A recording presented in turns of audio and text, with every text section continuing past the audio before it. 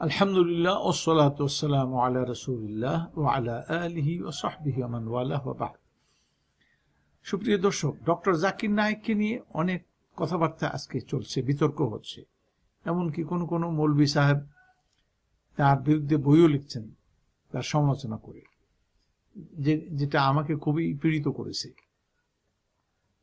আমাদের যা জানা থাকা দরকার, ডক্টর জাকির নায়েক তিনি প্রচলিত আলেম নন। কোনো মাদ্রাসা থেকে তিনি সনদধারী হয়ে তিনি বের হয়েছেন এমনও নন। তার একটা বৈশিষ্ট্য হচ্ছে মুকারানাতুল আদিয়ান। মুকারানাতুল আদিয়ান মানে কম্পারেটিভ স্টাডি অফ রিলিজিয়ন, ধর্মের তুলনামূলক ধর্মতত্ত্বে তিনি একজন পণ্ডিত ব্যক্তি।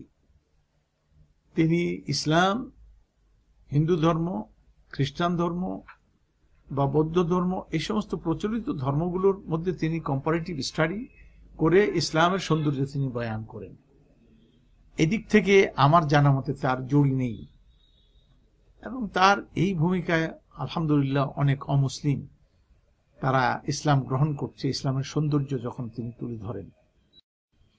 এখন তার যে জনপ্রিয়তা, এই দিক থেকে এটা এখন অনেক মানুষ ঈর্ষান্বিত হয়ে পড়েছে, ঈর্ষান্বিত হয়ে তার বিরুদ্ধে বই লিখছেন।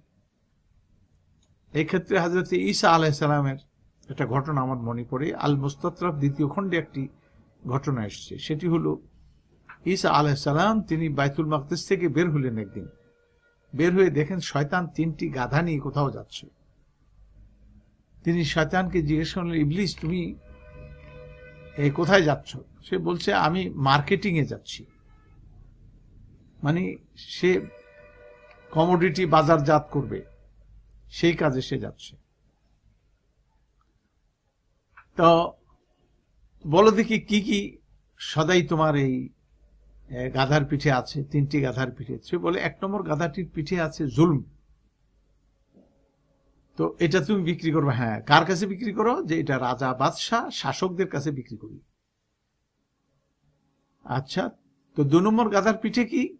তার পিঠে হলো বখল। বখল মানে কার্পণ্য, কৃপণতা। কার কাছে বিক্রি করো? ধনীদের কাছে বিক্রি করি। আচ্ছা, তো 3য় নম্বর গাধার পিঠে কি? হিংসা। এই হিংসা কার কাছে বিক্রি করো? আলেমদের কাছে বিক্রি করি। তাহলে সেই যে ঈসা আলাইহিস সালাম ইবলিসের সঙ্গে কথাবার্তা বললেন, তাতে কি বোঝা গেল? সেই জিনিসটার বাস্তব মহড়া, বাস্তব ইয়েটা দেখছি এখন।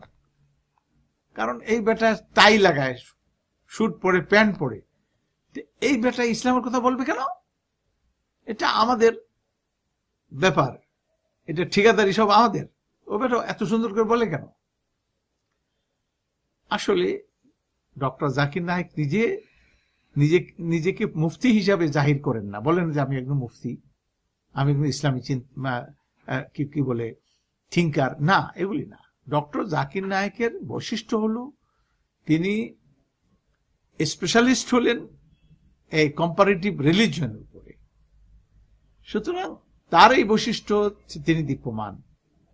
আরেকটি জানা থাকার কথা, তিনি ফিকহি দৃষ্টিকোণ থেকে তিনি আহলে হাদিস। আমাদের দেশে সাবকন্টিনেন্টে আহলে হাদিস বলে, যদি আহলে হাদিস মুহাদ্দিসিনদেরকে বলা হয়, যারা বড় বড় মুহাদ্দিস তাদেরকে আহলে হাদিস বলে, সাধারণ লোকরা আহলে হাদিস না।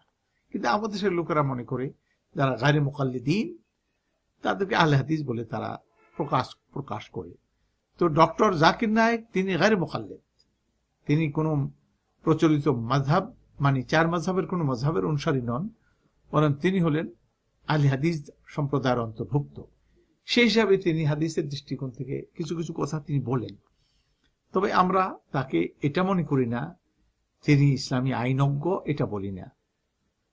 আমরা বরং এটা মনে করি যে তিনি একজন বিশেষজ্ঞ হলো, বা কি বলে তুলনামূলক ধর্মতত্ত্বে। সেই দিক থেকে তিনি অনেক অনেক অনেক গুরুত্ব বহন করেন, অনেক মর্যাদায় তিনি অধিষ্ঠিত, এবং তার এই খিদমত বলা যায় যে বেনজির।